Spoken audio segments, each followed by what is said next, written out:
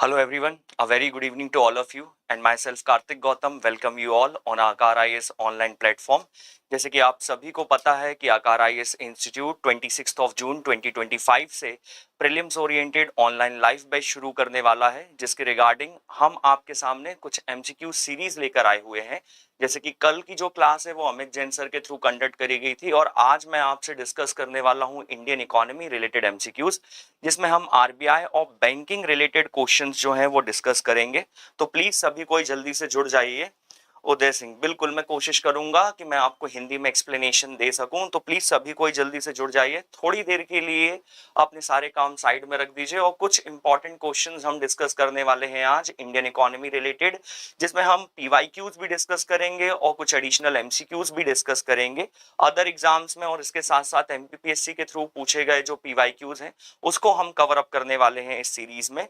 ठीक, इसको शुरू करने से पहले मैं आपको कुछ इंफॉर्मेशन देना चाहता हूं कि जैसे आप सभी को पता है कि आकार IAS इंस्टीट्यूट लास्ट कुछ इयर्स में ऑलरेडी हिंदी मीडियम में बेहतर करता हुआ आ रहा है और इंग्लिश मीडियम में भी अब आकार IAS इंस्टीट्यूट ने ऐसे स्टूडेंट्स जो कि काफी दूरी पर रहते हैं, यहाँ के ऑफलाइन क्लासेस नहीं ज्वाइन कर पाते, उनके लिए प्रीलिम्स ओरिएंटेड लाइव बैच शुरू करने का प्लान किया है, जिसकी शुरुआत 26 जून 2025 से हो रही है। साक्षी नमस्ते, very good evening all of you. ठीक है, इस कोर्स की अल्टीमेटली जो स्पेशल फीचर है वो ये है कि इसकी जो फी है वो सिर्फ 1999 है और 1999 फी सिर्फ कुछ टाइम पीरियड के लिए है, बाद में इसकी फी 3999 हो जाएगी। बट अभी के लिए जो स्टूडेंट्स के लिए ऑफर रखा गया है दैट इज 1999।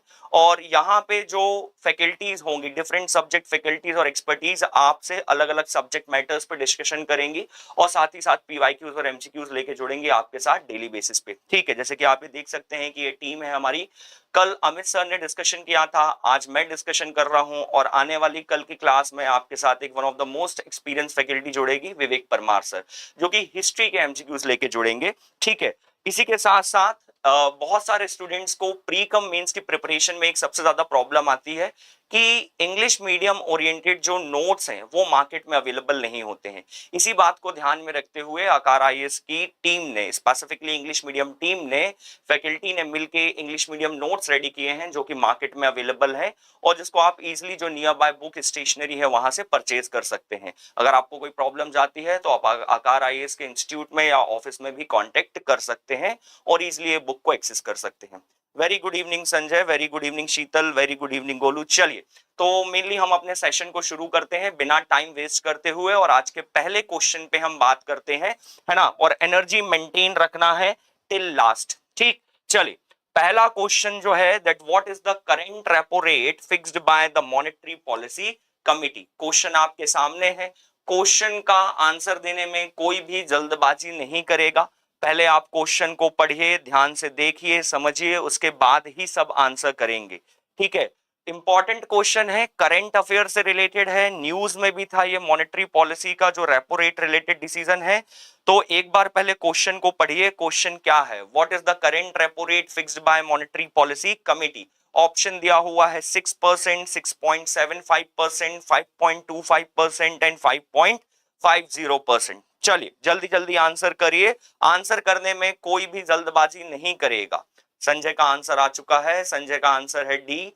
एंड प्लीज सभी कोई आंसर करिए, गैस नहीं करना है बट कोशिश करिएगा कि एक अप्रोप्रिएट आंसर आप दे सकें।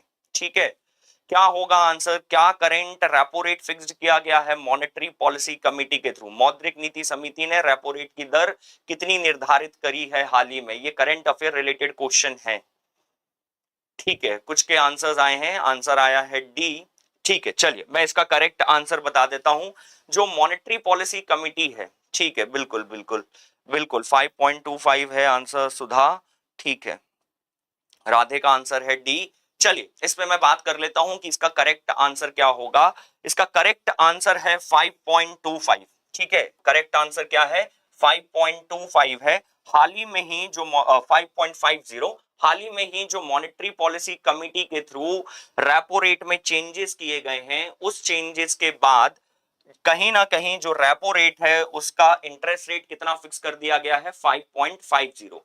अभी एक वीक या ज्यादा से ज्यादा 10 दिन पहले मॉनेटरी पॉलिसी कमेटी की मीटिंग होती है और उस मीटिंग में ये डिसीजन लिया जाता है कि जो रेपो रेट 6% है उसको 50 बेस पॉइंट से घटाकर 5.50% कर दिया गया है। हालांकि ये डिसीजन मॉनेटरी पॉलिसी कमेटी के थ्रू इसलिए लिया गया था क्योंकि कहीं ना कहीं मार्केट में जो रिसेशन का फेस है वो हम देख पा रहे हैं, मंदी है, तो मार्केट में लिक्विडिटी को इंक्रीज करने के लिए ये बहुत जरूरी है कि आरबीआई जो है वो रेपो रेट को कट डाउन करे या रेट ऑफ इंटरेस्ट को कम करे। अब बहुत ज्यादा स्टूडेंट ऐसे हैं जिनको ये नहीं समझ में आता है कि सर ये रेपो रेट क्या है, तो एक बार मैं बात कर लेता हूं कि रेपो रेट क्या होता है। जब भी कोई कमर्शियल बैंक, ध्यान से सुनिएगा, जब भी कोई कमर्शियल बैंक आरबीआई से शॉर्ट टर्म पीरियड के लिए, कम समय के लिए लोन फैसिलिटी लेता है और उस लोन फैसिलिटी के बदले जो आरबीआई कमर्शियल बैंक से रेट ऑफ इंटरेस्ट चार्ज करता है, उसी रेट ऑफ इंटरेस्ट को हम क्या कहते हैं, रेपो रेट कहते हैं। So whenever the commercial banks ultimately ask for a lending or a credit facility from the RBI, and the rate of interest which is mainly charged by RBI from the commercial bank on a short term lending is called repo rate। ये repo rate पहले 6% था जो कि अब घटकर कितना हो गया है, 5.50%। याद रखिएगा ये चेंजेस होते रहते हैं बट न्यूज में आपको बने रहना है, ठीक है। वेरी गुड इवनिंग सिकंदर, ठीक है, चलिए very good evening to all of you, आप सही बहुत अच्छा आंसर कर रहे हैं। चलिए आगे रखते हैं, नेक्स्ट पॉइंट पे बात करते हैं। नेक्स्ट क्वेश्चन है हमारा, विच of the following RBI governor had a shortest tenure. इनमें से किस आरबीआई गवर्नर का सबसे कम समय था आरबीआई गवर्नर की पोजीशन में। बिल्कुल मैं कोशिश करूंगा कि मैं हिंदी में भी आपको एक्सप्लेन कर पाऊं। चलिए करेक्ट आंसर बताइए, किस आरबीआई गवर्नर का शॉर्टेस्ट टेन्योर था। आपको स्क्रीन पे 4 ऑप्शन दिख रहे होंगे। पहला ऑप्शन है बेनेगल रामाराव, दूसरा ऑप्शन है अमिताभ घोष, तीसरा ऑप्शन है लक्ष्मीकांत झा और चौथा ऑप्शन है इंद्रजीत पटेल। क्या आंसर हो सकता है, which of the following RBI governor had a shortest tenure. किस आरबीआई गवर्नर का सबसे शॉर्टेस्ट टेन्योर रहा है। चलिए कुछ के आंसर आने लगे हैं, आंसर है डी, ठीक है। इंपॉर्टेंट फैक्ट है, संजय का भी आंसर आ गया है, ठीक है। एक का आंसर आया है बी, एक का डी, एक का बी। चलिए थोड़ा ध्यान से सुनिए और समझिए और फिर आंसर करिए। One of the most important fact है ये आरबीआई के टॉपिक में, किस आरबीआई गवर्नर का शॉर्टेस्ट टेन्योर रहा है। ठीक, 4 ऑप्शन है आपके सामने, बेनेगल रामाराव, अमिताभ घोष, लक्ष्मीकांत झा और इंद्रजीत पटेल। क्या करेक्ट आंसर होगा।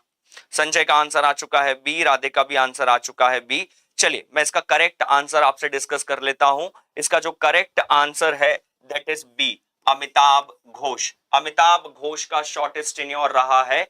ये एक इंटरिम गवर्नर के तौर पर अपॉइंट किए गए थे और इनका जो टाइम पीरियड था आरबीआई गवर्नर के तौर पर वो सिर्फ 20 डेज का था। कितने डेज का था, सिर्फ 20 डेज का था। यहाँ पे जो आप पहला नाम देख रहे हैं बेनेगल रामाराव, बेनेगल रामाराव का longest as a RBI governor tenure रहा है, लॉन्गेस्ट सर्विंग गवर्नर रहे हैं बेनेगल रामाराव। और बेनेगल रामाराव का टेन्योर कितना रहा, मोर देन 7 ईयर्स। ठीक है, याद रखिएगा। यहां से आप देखिए कि आपको अब 2 फैक्ट मिलते हैं कि शॉर्टेस्ट जो टेन्योर रहा है आरबीआई गवर्नर की पोजीशन पे वो अमिताभ घोष का रहा है और जो लॉन्गेस्ट टेन्योर है वो किसका रहा है, बेनेगल रामाराव का रहा है। यहाँ पे एक और ऑप्शन दिया गया है लक्ष्मीकांत झा, एल के झा। इनके बारे में मैं बता देता हूं कि इंडिया में जब बैंक्स को नेशनलाइज किया गया, 14 बैंक्स का जब नेशनलाइजेशन हुआ 1969 में, उस नेशनलाइजेशन के समय जो आरबीआई गवर्नर थे वो थे लक्ष्मीकांत झा। ठीक, आप प्लीज अपने साथ पेन और पेपर रखिए। जो भी एडिशनल फैक्ट आपको मिलते जा रहे हैं वो एडिशनल फैक्ट आप नोट डाउन करते जाइए। ये आपके प्रीलिम्स के पर्सपेक्टिव से एक one of the most important section है ना। फैक्ट आप हिंदी में नोट डाउन करिए, इंग्लिश में नोट डाउन करिए, ये मैटर नहीं करता है, बस फैक्ट आपको प्रीलिम्स के लिए याद रखना है। ठीक है, तो अमिताभ घोष इस क्वेश्चन का करेक्ट आंसर है। शॉर्टेस्ट टेन्योर था बेनेगल रामाराव का लॉन्गेस्ट टेन्योर था।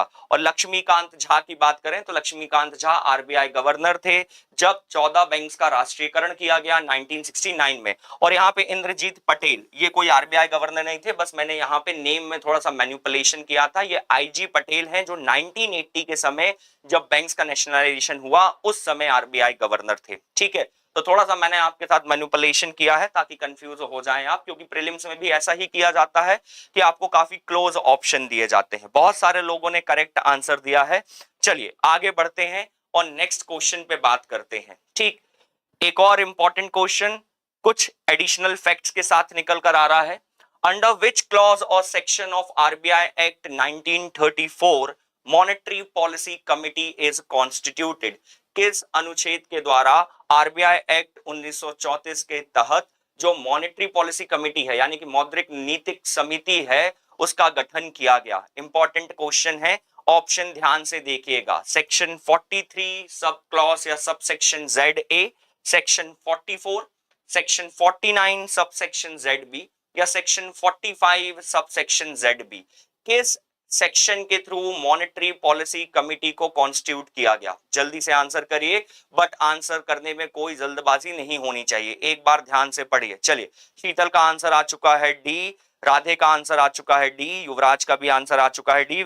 बहुत बढ़िया, बहुत बढ़िया। चलिए एक बार ध्यान से देखिए और समझिए, monetary policy committee RBI act of 1934 के किस सेक्शन के थ्रू कॉन्स्टिट्यूट करी गई? क्योंकि पहले मॉनेटरी पॉलिसी कमेटी जैसा कुछ भी नहीं था। इंडिया में जो मॉनेटरी पॉलिसी है उसको बनाने का पावर किसके पास था? सिर्फ आरबीआई के पास था। लेकिन इस मॉनेटरी पॉलिसी में कुछ चेंजेस हुए हैं। ठीक है, चलिए इसका मैं करेक्ट आंसर दे देता हूं। बहुत सारे लोगों ने इसका करेक्ट आंसर दिया है। करेक्ट आंसर है डी, सेक्शन 45 जेड बी। अब थोड़ा सा यहां पे ध्यान से सुनिएगा एक्सप्लेनेशन को। एक्सप्लेनेशन ये है कि गवर्नमेंट ऑफ इंडिया ने 2015 में आरबीआई एक्ट ऑफ 1934 में एक अमेंडमेंट किया, संशोधन किया। और वो संशोधन क्या था कि गवर्नमेंट ऑफ इंडिया ने सेक्शन 45 के अंडर में sub section Z B add on किया। और सेक्शन 45 के अंडर में जो sub section Z B add on किया गया, इसी सब सेक्शन के थ्रू क्या बनी? मॉनेटरी पॉलिसी कमेटी बनी। और ये मॉनेटरी पॉलिसी कमेटी कब कॉन्स्टिट्यूट हुई? ये मॉनेटरी पॉलिसी कमेटी कॉन्स्टिट्यूट करी गई 2016 में। याद रखिएगा सब, कब कॉन्स्टिट्यूट करी गई मॉनेटरी पॉलिसी कमेटी? 2016 में। किस सेक्शन के through? Section 45 sub section Z B के थ्रू। क्लियर है, याद रहेगा। अब कंट्री में जो भी मॉनेटरी पॉलिसी रिलेटेड डिसीजन है, चाहे वो रेपो रेट को इंक्रीज डिक्रीज करना हो या इंटरेस्ट रेट पे कोई भी बदलाव करना हो, ये सारे डिसीजन किसके थ्रू लिए जाएंगे? मॉनेटरी पॉलिसी कमिटी के थ्रू लिए जाएंगे। वेरी गुड दीक्षा, करेक्ट आंसर डी है इसका। आई होप कि यहां तक सभी को क्लियर होगा। ठीक, चलिए आगे बढ़ते हैं और नेक्स्ट क्वेश्चन पे बात करते हैं। जैसे जैसे क्वेश्चंस बढ़ते जाएंगे डिफिकल्टी लेवल भी बढ़ता जाएगा, तो प्लीज ध्यान से सुनिएगा, समझिएगा और फिर आंसर करिएगा। चलिए नेक्स्ट क्वेश्चन पे आते हैं। ये भी मॉनेटरी पॉलिसी रिलेटेड ही क्वेश्चन है। Choose the correct code. Monetary policy committee constituted in 2016। Monetary policy committee take decision on majority basis. Deputy Governor of RBI enjoys power of casting vote in case of tie। तीन statement है। Very good evening to all of you. तीन statement है monetary policy related. पहला statement ये है कि monetary policy committee 2016 में constitute करी गई। दूसरा स्टेटमेंट ये है कि मॉनेटरी पॉलिसी सारे डिसीजन मेजॉरिटी बेसिस पे लेती है। और तीसरा स्टेटमेंट ये है कि मॉनेटरी पॉलिसी कमेटी के अंडर में अगर कोई भी डिसीजन टाई होता है तो उस टाई के केस में कास्टिंग वोट का right deputy governor of RBI को दिया गया है। आप बताइए कि इसमें से कौन कौन से स्टेटमेंट करेक्ट होंगे? ऑप्शन में दिया गया है only one, both 1 and 2, both 2 and 3 and both 1 and 3। ठीक, चलिए युवराज का आंसर आ गया है। युवराज ने सबसे पहले आंसर किया है। ठीक है, कोशिश करिए कि बाकी भी थोड़ा सा अपनी स्पीड को मेंटेन करें, है ना, आंसर्स को एक स्पेसिफिक टाइम फ्रेम मैनर में करें। ठीक, क्या करेक्ट आंसर होगा? थोड़ा सा क्वेश्चन डिफिकल्ट है, लेकिन अगर आप ध्यान से पढ़ोगे और समझोगे तो इजीली एलिमिनेट करके आप आंसर कर सकते हो। चलिए राधे का आंसर आ गया है। राधे का आंसर है डी। बाकी लोग भी जल्दी से आंसर करिए। चलिए, hello Niharika, very good evening, very good evening भाई सभी को, राधे राधे। जो लोग अभी नहीं जुड़े हैं वो भी जल्दी से जुड़ जाइए और अपने फ्रेंड सर्कल में शेयर करिए इसको, ताकि वो उनको भी इसका बेनिफिट मिल सके, वो भी max to max question access कर सके। उदय सिंह का आंसर है डी। चलिए, संजय का आंसर है ए, दीक्षा का आंसर है डी। चलिए एक बार मैं इस पे बात कर लेता हूं कि इसका करेक्ट आंसर क्या होगा। जैसे कि अभी बताया कि मॉनेटरी पॉलिसी कमिटी कब कॉन्स्टिट्यूट करी गई। मॉनेटरी पॉलिसी कमिटी कॉन्स्टिट्यूट करी गई 2016 में। किस सेक्शन के अंडर में? सेक्शन 45Z(B) के अंडर में। किस सेक्शन के अंडर में? सेक्शन 45Z(B) के अंडर में। तो पहला स्टेटमेंट तो करेक्ट हो गया। दूसरे स्टेटमेंट पे बात करते हैं। दूसरा स्टेटमेंट क्या है? Monetary policy committee takes a decision on a majority basis. बिल्कुल सही है। मॉनेटरी पॉलिसी कमिटी में टोटल 6 मेंबर्स होते हैं और यहाँ पे डिसीजन मेजॉरिटी बेसिस पे लिया जाता है, यानी कि किसी भी डिसीजन को इंप्लीमेंट करने के लिए 4:2 का रेशियो होना जरूरी है, यानी 4 मेंबर्स उस स्पेसिफिक डिसीजन के सपोर्ट में होने चाहिए। ठीक। आखिरी दिया गया है that deputy governor of RBI enjoys the power of casting vote in case of tie. ये गलत है। ठीक है, डेप्यूटी गवर्नर को कास्टिंग वोट का पावर नहीं मिला है। कास्टिंग वोट का पावर किसके पास होता है? आरबीआई गवर्नर के पास होता है। मान लीजिए अगर रेपो रेट को अभी डिक्रीज करने का डिसीजन लिया गया और इस डिसीजन में 3:3 का रेशियो आया, यानी कि ये डिसीजन अल्टीमेटली इंप्लीमेंट ही नहीं हो पाया, क्योंकि वोटिंग के समय क्या हो गया? टाई हो गया मेंबर के बीच में। तो जो सेकंड इंस्टेंस है, यानी सेकंड टाइम पे जो वोटिंग की अथॉरिटी है, जिसको हम क्या बोल रहे हैं? कास्टिंग वोट बोल रहे हैं, ये पावर किसको दिया गया है? आरबीआई गवर्नर को दिया गया है। तो यहाँ पे सिर्फ करेक्ट स्टेटमेंट कौन से हैं? फर्स्ट और सेकंड स्टेटमेंट है, यानी कौन सा ऑप्शन यहाँ पे करेक्ट होगा? ऑप्शन बी करेक्ट होगा, बोथ 1 एंड 2। डी ऑप्शन कुछ लोग कह रहे हैं 1 एंड 3। ठीक है, जो डी ऑप्शन कह रहे हैं उनसे मैं एक रिक्वेस्ट करूंगा कि प्लीज थोड़ा सा एक बार आप रिवीजन करें उन टॉपिक्स का जो कि आपने पहले पढ़ा हुआ है। बहुत ही सिंपल सा क्वेश्चन था। इस क्वेश्चन में कोई भी मिस्टेक की गुंजाइश नहीं होनी चाहिए। ऐसी ही मिस्टेक्स हमको प्रीलिम्स में सिलेक्शन से बाहर करती हैं। तो जिन्होंने रिवीजन नहीं किया है वो एक बार प्लीज थोड़ा सा इसको घर जाकर घर में एक बार देखें, नोट्स ओपन करके। ठीक। अगर आंसर गलत भी हो गया है कोई बात नहीं, हम प्रैक्टिस कर रहे हैं, हमें घबराना नहीं है, डिमोटिवेट नहीं होना है। ये हमारा प्रैक्टिस सेशन है। हमको अल्टीमेटली परफॉर्मेंस कहां देके आना है? प्रीलिम्स में देके आना है। यहाँ पे गलती हो जाएगी कोई इशू नहीं है, यहाँ पे हम गलती सुधार सकते हैं। प्रीलिम्स में गलती सुधारने की कोई गुंजाइश नहीं होती है। ठीक, चलिए आगे बढ़ते हैं और नेक्स्ट क्वेश्चन पे हम बात करते हैं। नेक्स्ट क्वेश्चन है which of the following is not a function of Reserve Bank of India. बहुत सिंपल सा क्वेश्चन है, इसमें से कौन सा रिजर्व बैंक ऑफ इंडिया का फंक्शन नहीं है? एक बार मैं स्टेटमेंट रीड कर देता हूं। Issues paper note of 1 rupee, regulator of bank and NBFCs, custodian of cash reserve and lender of last resort. इसमें से कौन सा ऑप्शन आरबीआई का फंक्शन नहीं होगा? चलिए जल्दी से आंसर करिए। बहुत ही सिंपल और इजीएस्ट क्वेश्चन है, आप सभी को बनना चाहिए। चलिए, रुद्र का आंसर आ गया है बी, युवराज का आंसर आ गया है ए। ठीक, एक बार प्लीज थोड़ा सा ध्यान से ऑप्शंस को रीड करिए। इनमें से कौन सा फंक्शन आरबीआई का नहीं है? Which of the following is not a function of RBI? Mohini का आंसर आ गया है ए। ठीक है, issue of paper notes of 1 rupee, regulator of bank and NBFC, custodian of cash reserve और lender of last resort. Sanjay का answer आ गया है ए, रुद्र का भी आंसर है ए, राधे का आंसर है बी, मोहिनी का आंसर है ए, युवराज का आंसर है ए। चलिए बहुत बढ़िया, बहुत सारे लोगों ने इसका आंसर करेक्ट दिया है। कुछ लोगों ने एक बेसिक सी मिस्टेक करी है, उस पर हम बात कर लेते हैं। दीक्षा का भी आंसर है ए, करेक्ट, वेरी गुड। चलिए, इसका जो करेक्ट आंसर है वो है ए। अब यहाँ पे दो गलती हैं जो स्टूडेंट्स करते हैं। पहली गलती कि वो ये नॉट नहीं पढ़ते हैं प्रीलिम्स में। यहाँ पे पूछा गया है कि विच of the following is not a function of Reserve Bank of India. अगर आप ध्यान दो तो regulator of banks and non banking financial company, it is one of the function of Reserve Bank of India. फिर आता है custodian of cash reserve, बिल्कुल सही है। जो आरबीआई है वो कमर्शियल बैंक्स के लिए क्या करता है? कैश रिजर्व रेशियो को मेंटेन करता है। कैश रिजर्व रेशियो के साथ साथ जो स्टैट्यूटरी लिक्विडिटी रेशियो है, एसएलआर है, इसको भी मेंटेन करता है। तो ये स्टेटमेंट भी क्या है? करेक्ट है। लेंडर ऑफ लास्ट रिसोर्ट, ये भी स्टेटमेंट क्या है? करेक्ट है। क्यों है लेंडर ऑफ लास्ट रिसोर्ट?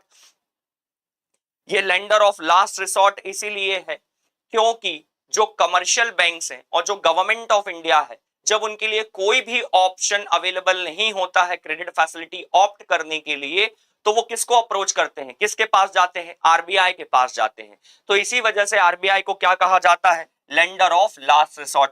तो इसमें बी, सी और डी स्टेटमेंट तो करेक्ट है, इसमें कौन सा स्टेटमेंट इनकरेक्ट है? That is a. यहां पे क्या लिखा हुआ है? Issue paper note of 1 rupee. RBI के फंक्शन में अगर आप नोट्स पढ़ेंगे मेरे या कहीं के भी, तो सबसे पहला जो फंक्शन मिलता है वो यही मिलता है, that RBI issue a currency but does not issue a paper currency of ₹1। यानी कि आरबीआई अबव 1 रुपी नोट, सारे डिनोमिनेशन के नोट्स इशू करता है, चाहे 10 के हों, 20 के हों, 200 के हों, 100 के हों, 500 के हों, लेकिन आरबीआई 1 रुपी नोट इशू नहीं करता है। तो क्वेश्चन ये आता है कि 1 रुपी नोट इशू कौन करता है? 1 रुपी नोट इशू करता है ministry of finance. Ministry of finance के थ्रू 1 रुपी नोट इशू किया जाता है। और इसमें एक सबसे इंपॉर्टेंट फैक्ट, इशू तो 1 rupee note ministry of finance करता है, लेकिन उस 1 रुपी नोट में जो सिग्नेचर होते हैं वो किसके होते हैं? फाइनेंस सेक्रेटरी के होते हैं। ये एक इंपॉर्टेंट फैक्ट है। स्टूडेंट यहाँ पे हमेशा कंफ्यूज हो जाते हैं कि फाइनेंस सेक्रेटरी कैसे साइन कर सकता है, कैसे अथॉरिटी मिलेगी। तो उसको कॉइनेज एक्ट ऑफ 1906 के अंडर में अथॉरिटी दी गई है, तो प्लीज यहाँ पे ध्यान रखिएगा। चलिए आगे आते हैं, नेक्स्ट क्वेश्चन पे हम यहाँ पे बात कर लेते हैं। नेक्स्ट क्वेश्चन थोड़ा सा हो सकता है कि डिफिकल्ट हो, बट इतना डिफिकल्ट भी नहीं है कि आपसे ना बने, ठीक है? थोड़ा सा पेशेंस रख के आराम से पढ़ के और फिर सॉल्व करिएगा। चलिए, Which of the following is not a quantitative tool of monetary policy? ध्यान रखिएगा, which of the following is not a quantitative tool of monetary policy? कौन कौन से स्टेटमेंट दिए गए हैं? पहला है क्रेडिट रेशनिंग, दूसरा है मार्जिन रिक्वायरमेंट, तीसरा है ओपन मार्केट ऑपरेशन, चौथा है यहां पे मार्जिनल स्टैंडिंग फैसिलिटी, और पांचवा है कैश रिजर्व रेशियो। ठीक है, इनमें से कौन सा क्वांटिटेटिव टूल नहीं है मॉनेटरी पॉलिसी का? Credit rationing, margin requirement, open market operation, marginal standing facility या cash reserve ratio. Which of the following is not a quantitative tool of monetary policy? चलिए इसका करेक्ट आंसर बताइए, क्या हो सकता है करेक्ट आंसर? युवराज का आंसर है ए। चलिए युवराज का आंसर आ गया है, युवराज ने आंसर दिया है ए। मोहिनी का भी आंसर आ गया है ए, संजय का आंसर है ए। ठीक है, इसका जो करेक्ट आंसर होगा वो होगा ए। अगर देखा जाए तो cash reserve ratio, marginal standing facility, ये डायरेक्टली ही क्वांटिटेटिव टूल में आते हैं, ये डायरेक्टली ही क्वांटिटेटिव टूल में आते हैं। बट जो रिमेनिंग ऑप्शंस है, मार्जिन रिक्वायरमेंट, क्रेडिट रेशनिंग या ओपन मार्केट ऑपरेशन, ये डायरेक्टली क्वांटिटेटिव टूल में नहीं आते हैं। ओपन मार्केट ऑपरेशन को अब लेटर ऑन हम कंसीडर कर सकते हैं कि गवर्नमेंट सिक्योरिटी को सोल्ड और परचेज करके क्वांटिटेटिव टूल माना जा रहा है। बट क्रेडिट रेशनिंग और अल्टीमेटली मार्जिन रिक्वायरमेंट और जो ओएमओ है, they are not covered under the quantitative tool. और क्वांटिटेटिव टूल क्या होते हैं, इस पे मैं बात कर लेता हूं। क्वांटिटेटिव टूल ऐसे टूल्स को कहा जाता है जो कि मार्केट में मनी सप्लाई को या लिक्विडिटी को क्या कर सकें, समय समय पर इंक्रीज या डिक्रीज कर सकें। जैसे रेपो रेट हो गया, रिवर्स रेपो रेट हो गया, ऐसे ही टूल्स को हम क्या कहते हैं? क्वांटिटेटिव टूल्स कहते हैं। क्लियर? चलिए, बहुत अच्छा आंसर दिया है सभी ने। इसी तरह से एनर्जी मेंटेन रखिएगा। और आपके सामने एक नेक्स्ट क्वेश्चन आता है 7th नंबर का। Consider the statement regarding monetary policy. Monetary policy के रिगार्डिंग यहाँ पे कुछ स्पेसिफिक स्टेटमेंट दिए हैं, ध्यान से पढ़िएगा, समझिएगा और फिर आंसर करिएगा। पहला स्टेटमेंट दिया गया है that increase in repo rate results into lower rate of inflation. दूसरा दिया गया है statutory liquidity ratio is maintained with RBI. तीसरा दिया गया है maximum statutory liquidity ratio is fixed up to 40%। तीन स्टेटमेंट हैं, तीन स्टेटमेंट्स में आपको करेक्ट आंसर करना है। पहला स्टेटमेंट है कि increase in repo rate results into lower inflation rate, यानी रेपो रेट के बढ़ने से इन्फ्लेशन यानी मुद्रास्फीति में कमी आ सकती है। दूसरा दिया गया है कि जो स्टैट्यूटरी लिक्विडिटी रेशियो है वो आरबीआई के पास मेंटेन किया जाता है। और तीसरा ये है कि स्टैट्यूटरी लिक्विडिटी रेशियो मैक्सिमम 40% तक फिक्स्ड किया जा सकता है ना? चलिए इसका करेक्ट आंसर करिए, क्या हो सकता है? आपके सामने 4 ऑप्शन हैं, 1 only, 2 and 3 only, 1 and 3 only and all are correct. क्या करेक्ट आंसर होगा इसका?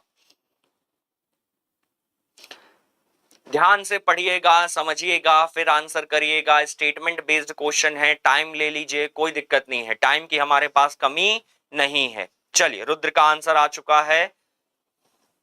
ध्यान से पढ़िए, समझिए, फिर आंसर करिए। बहुत छोटा छोटा कहीं ना कहीं मैनिपुलेशन देखने को आपको मिल सकता है क्वेश्चन के स्टेटमेंट में। क्या आंसर हो सकता है? रुद्र का आंसर है डी। चलिए, बाकी लोगों के क्या आंसर है? युवराज का आंसर आ चुका है, युवराज का आंसर है सी, दैट इज 1 एंड 3 ओनली। ठीक है, राधे का भी आंसर आ चुका है, राधे का आंसर है सी, 1 एंड 3 ओनली। ठीक है, एक बार फिर मैं आपके लिए क्वेश्चन रीड कर देता हूं। Consider the statement regarding the monetary policy. यहाँ पे 3 स्टेटमेंट हैं कि रेपो रेट के बढ़ने से इन्फ्लेशन रेट कम होता है, स्टैट्यूटरी लिक्विडिटी रेशियो आरबीआई के पास मेंटेन किया जाता है, और स्टैट्यूटरी लिक्विडिटी रेशियो में जो अल्टीमेटली फिक्स्ड परसेंटेज है वो 40% की लिमिट है। चलिए, गौरव का आंसर आ चुका है डी, संजय का आ गया है बी, राधे का आंसर है सी, दीक्षा का आंसर है सी। इस पे हम बात कर लेते हैं। पहले मैं आपको एक एक करके सारे स्टेटमेंट्स के बारे में बता देता हूं, फिर मैं आपको बताऊंगा कि इसका करेक्ट आंसर क्या है। सबसे पहले स्टेटमेंट को रीड करिए। Increase in repo rate results into lower inflation rate. Repo rate के बढ़ने से इन्फ्लेशन में गिरावट आ सकती है, महंगाई कम हो सकती है। ये स्टेटमेंट को मैं आपको जस्टिफाई करके बता देता हूं कि ये सही है या नहीं है। मैंने अभी बताया था कि रेपो रेट क्या होता है। रेपो रेट उस रेट ऑफ इंटरेस्ट को कहा जाता है जो कि कमर्शियल बैंक से कौन चार्ज करता है? आरबीआई चार्ज करता है। और कब चार्ज करता है? कमर्शियल बैंक्स को शॉर्ट टर्म पीरियड के लिए लोन देते समय।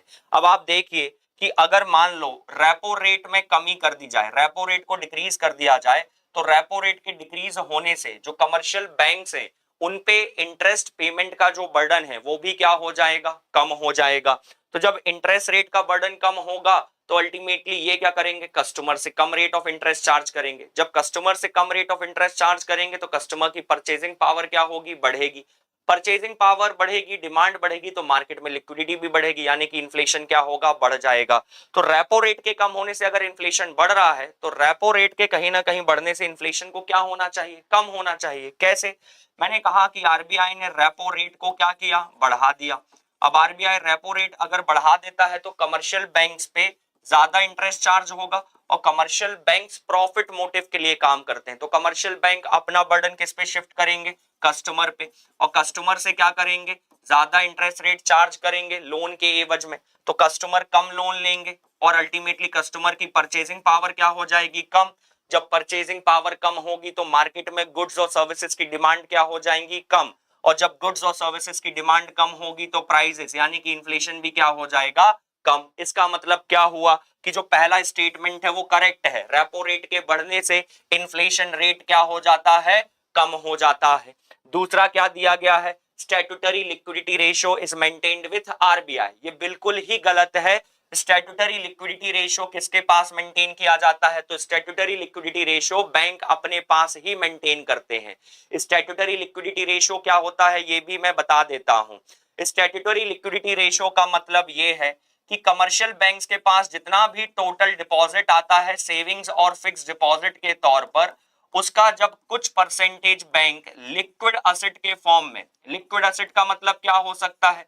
लिक्विड एसेट का मतलब हो सकता है गोल्ड, गवर्नमेंट सिक्योरिटी या कैश, इसको अपने ही पास मेंटेन करते हैं तो उसे हम क्या कहते हैं? SLR, statutory liquidity ratio. But ये स्टैट्यूटरी लिक्विडिटी रेशियो में क्या लिखा हुआ है? किसके पास मेंटेन होगा?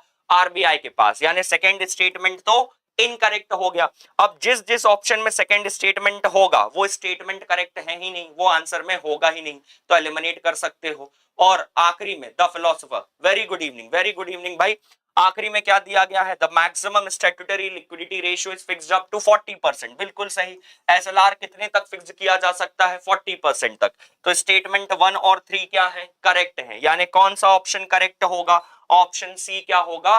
करेक्ट होगा। ठीक, यहाँ पे छोटी छोटी मिस्टेक करते हैं लोग, यहाँ पे ध्यान देना, ये आरबीआई के पास मेंटेन नहीं होता है, एसएलआर बैंक इटसेल्फ अपने पास ही मेंटेन करते हैं। ठीक, रेपो रेट और इन्फ्लेशन का रिलेशन कैसा होगा? रेसिप्रोकल होगा, वाइस वर्सा होगा। रेपो रेट बढ़ने से इन्फ्लेशन घटेगा। रेपो रेट घटने से इन्फ्लेशन क्या होगा, बढ़ेगा।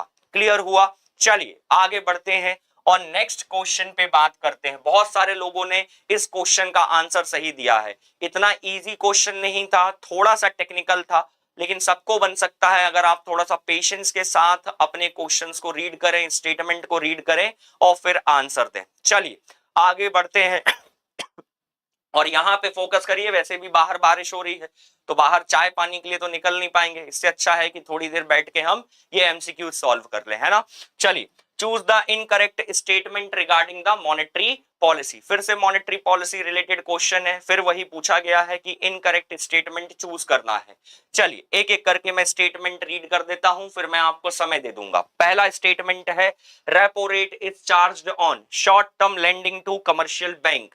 दूसरा स्टेटमेंट है, MSF rate is equals to repo rate. तीसरा स्टेटमेंट है, bank rate is a interest rate charge from the commercial banks on long term lending. और आखिरी में है, margin requirement is a gap between down payment and collateral security. चलिए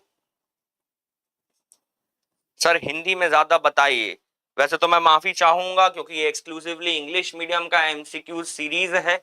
जितनी हिंदी आ सकती है मुझे, मैं उतनी हिंदी बताने की और बोलने की कोशिश जरूर करूंगा। चलिए, क्या किसका करेक्ट आंसर हो सकता है? युवराज का आंसर आ चुका है बी, संजय का आंसर आ चुका है बी, रुद्र का भी आंसर आ चुका है बी।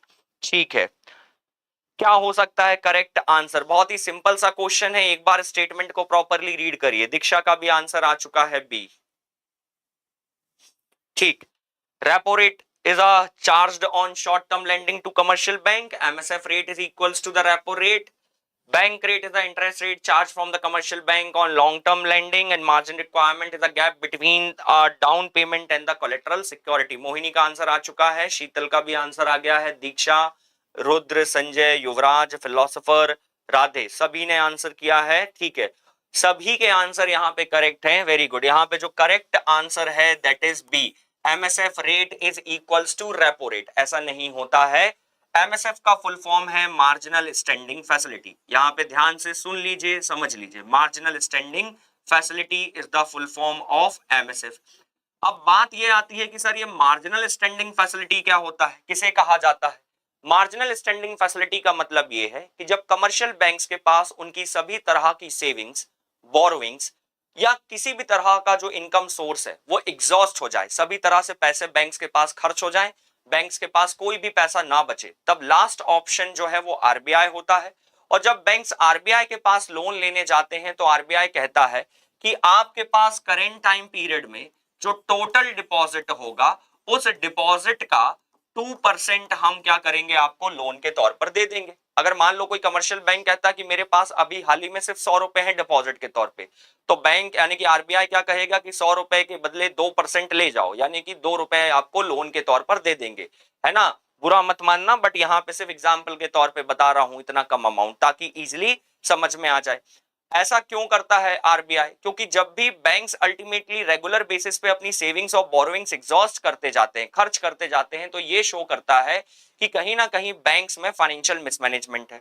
और इसी बात को ध्यान में रखते हुए जब आरबीआई कमर्शियल बैंक से इंटरेस्ट रेट चार्ज करता है तो वो इंटरेस्ट रेट हमेशा रेपो रेट से क्या होता है, 1% ज्यादा होता है। ऐसा जरूरी नहीं है कि हमेशा रेपो रेट से 1% ज्यादा हो, बट ऐसा माना जाता है। कुछ सर्टेन स्टैंडर्ड्स और प्रिंसिपल सेट किए गए हैं जिसमें एमएसएफ के अंडर में दिया गया लोन जब भी कमर्शियल बैंक्स के पास पहुंचेगा तो उसमें आरबीआई जो कमर्शियल बैंक से रेट ऑफ इंटरेस्ट चार्ज करेंगे वो रेपो रेट से 1% ज्यादा होगा। फिर यहां पे दिया गया है repo rate is short term loan, short term lending to the commercial bank. ये तो बिल्कुल सही है। अभी हमने बात करी थी बैंक रेट। बैंक रेट ऐसे रेट ऑफ इंटरेस्ट को कहा जाता है जो कि लॉन्ग टर्म तक के लिए आरबीआई चार्ज करता है अगर कमर्शियल बैंक आरबीआई से लोन ले रहे हैं। तो ये स्टेटमेंट भी करेक्ट है। डी दिया गया है मार्जिन रिक्वायरमेंट। मार्जिन रिक्वायरमेंट का मतलब ये है कि जब भी कोई कस्टमर बैंक से लोन लेने जाएगा तो जो कोलेटरल सिक्योरिटी कस्टमर गारंटी के तौर पे बैंक के पास रखेगा, उसके एवज में जो कस्टमर को लोन मिलेगा उसके बीच का जो डिफरेंस है उसे हम क्या कहेंगे, मार्जिन रिक्वायरमेंट। मैंने कहा मान लो मैंने कोलेक्ट्रल सिक्योरिटी रखी 10 लाख रुपए की और बैंक ने कहा इसका सिर्फ 80% लोन देंगे यानी कि 8 लाख रुपए, तो 10 लाख में से 8 लाख गया, बचा कितना 2 लाख रुपए। वही क्या है मार्जिन रिक्वायरमेंट, तो वही स्टेटमेंट यहां पे लिखा हुआ है। तो अगर हम ध्यान दें तो इनकरेक्ट स्टेटमेंट क्या है, सिर्फ और सिर्फ बी है, तो बी इसका करेक्ट आंसर होगा। ठीक, very good all of you, आप सभी ने थोड़ा सा इस डिफिकल्ट क्वेश्चन का एकदम परफेक्ट और करेक्ट आंसर दिया है।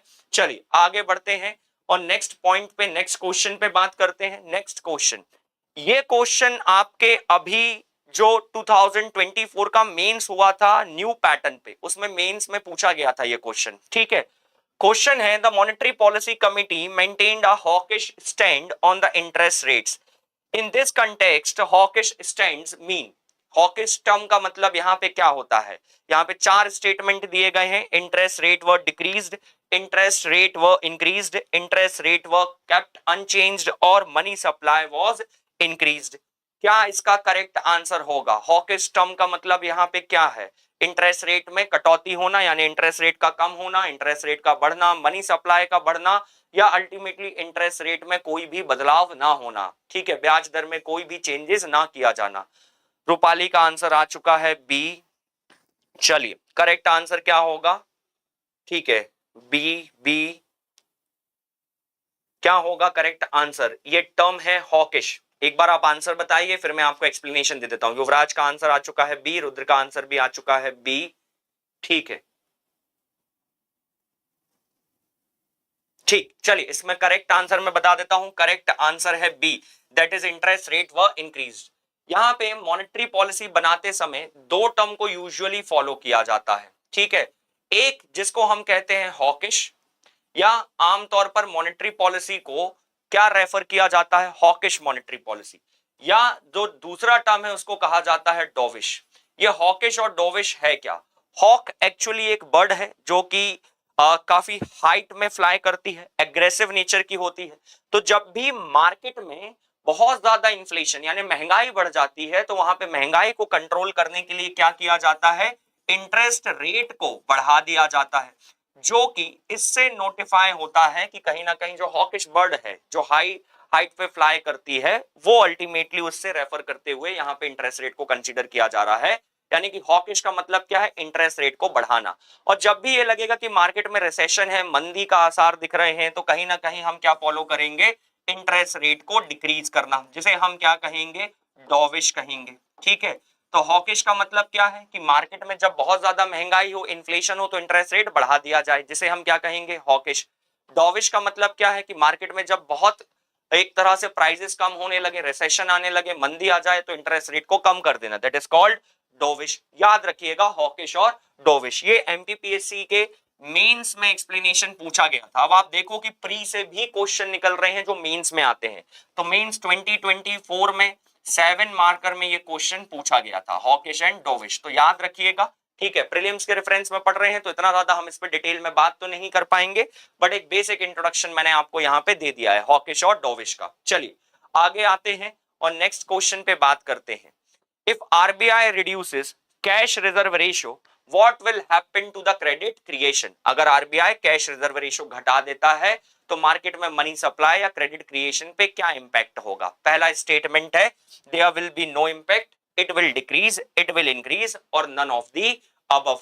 क्या करेक्ट आंसर होगा? ध्यान से सुनिए, समझिए और फिर आंसर करिए। क्वेश्चन इजी है बट थोड़ा सा कंसेप्चुअल है, कंप्लीटली फैक्चुअल क्वेश्चन नहीं है। लेकिन अगर आपको पता है कि कैश रिजर्व रेशियो किसे कहा जाता है तो आप इसको इजीली आंसर कर पाएंगे। ठीक, और सेशन को थोड़ा सा इंटरेक्टिव रखिए, बात करते रहिए। कोई डाउट हो, अगर कोई पॉइंट में मिस कर देता हूं, नहीं समझ में आता है, तो आप प्लीज क्वेश्चन रेज कर सकते हैं, फील फ्री टू आस्क, कोई भी डाउट नहीं रहना चाहिए। ठीक, युवराज का आंसर आ चुका है, युवराज का आंसर है सी।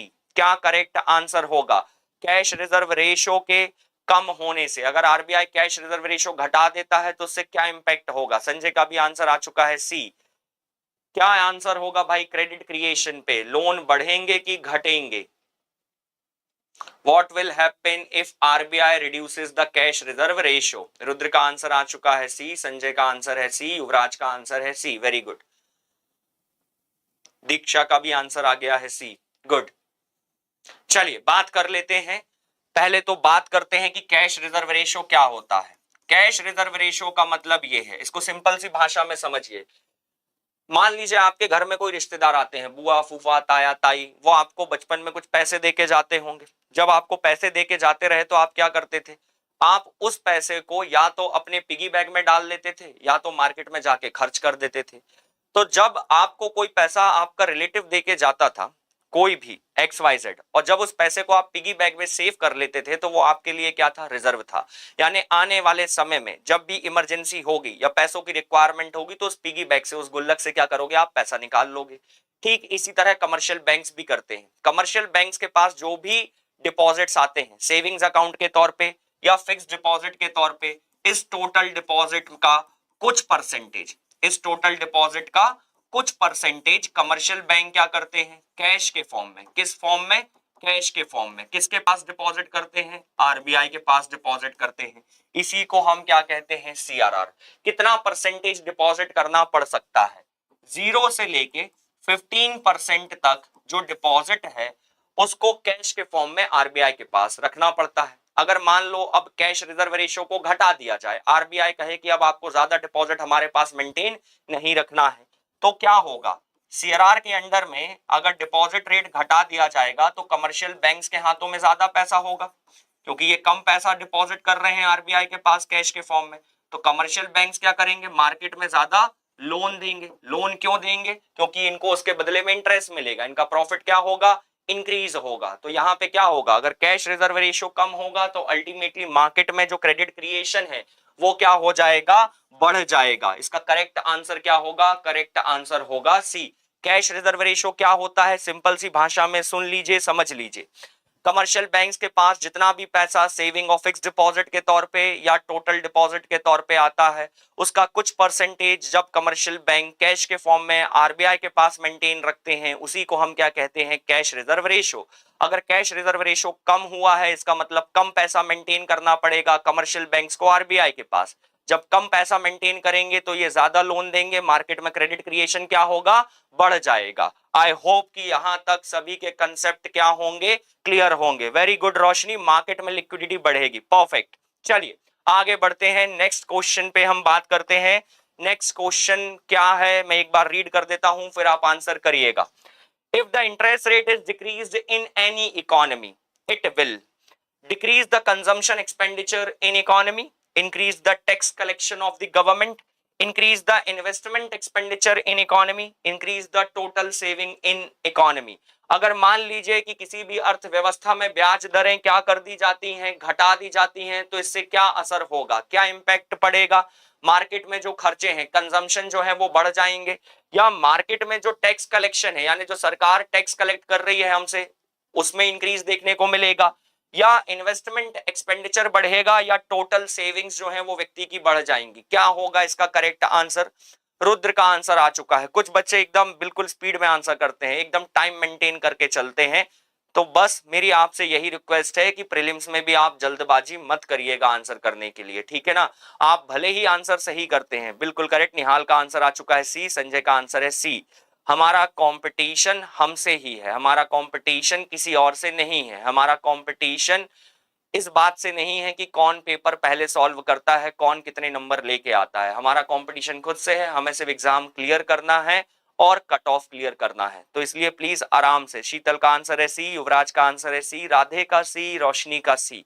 चलिए बहुत सही, बहुत करेक्ट आंसर किया बहुत सारे लोगों ने। किसी भी इकोनॉमी में अगर इंटरेस्ट रेट कम होता है तो इंटरेस्ट रेट के कम होने से क्या होगा कि ब्याज दरें घट जाएंगी, लोग क्या करेंगे, बैंक की तरफ भागेंगे और ज्यादा से ज्यादा लोन लेंगे। जब मार्केट में ज्यादा लोन मिलेगा लो रेट ऑफ इंटरेस्ट में, तो लोग क्या करेंगे, इन्वेस्टमेंट ज्यादा करेंगे ना। अब व्यक्ति किस में इन्वेस्टमेंट करेगा, हो सकता है कि कोई बिजनेस शुरू करे, कोई स्टार्टअप में शुरू करे, हो सकता है कि कोई वेंचर कैपिटल शुरू करे, यानी अल्टीमेटली किसी ना किसी तरह से इन्वेस्टमेंट के थ्रू मार्केट में जो गुड्स और सर्विसेज का प्रोडक्शन है वो अल्टीमेटली क्या होगा, इंक्रीज होगा। तो इसका जो करेक्ट आंसर है वो करेक्ट आंसर क्या होगा, सी होगा। Increase the investment expenditure in economy, increase the investment expenditure in economy correct answer होगा। चलिए आगे आते हैं और नेक्स्ट क्वेश्चन पे बात करते हैं। Consider the following measures that Reserve Bank of India use to control the inflation in economy. इनमें से ऐसे कौन कौन से मेजर्स हैं जो कि reserve Bank of India market में इन्फ्लेशन यानी कि महंगाई को कंट्रोल करने के लिए यूज करता है। कंफ्यूज नहीं होना है, ध्यान से सुनना है। क्या है पहला ऑप्शन? इंक्रीज बैंक रेट, दूसरा है इंक्रीज कैश रिजर्व रेशो, तीसरा है increase in statutory liquidity ratio और चौथा है परचेज गवर्नमेंट सिक्योरिटी। आरबीआई को अगर मार्केट में इन्फ्लेशन कंट्रोल करना है तो आरबीआई कैसे करेगा? बैंक रेट बढ़ाकर, कैश रिजर्व रेशो यानी सीआरआर बढ़ाकर, स्टैट्यूटरी लिक्विडिटी रेशो यानी एसएलआर बढ़ाकर, या फिर गवर्नमेंट सिक्योरिटीज को परचेज करके। करेक्ट आंसर क्या होगा? चलिए, रुद्र का आंसर आ चुका है, युवराज का आंसर आ चुका है। आई होप कि ये स्टेटमेंट सभी को क्लियर होंगे। रोशनी का भी आंसर आ चुका है। ठीक है, ठीक। दीक्षा का आंसर है बी, प्रगति का आंसर है बी।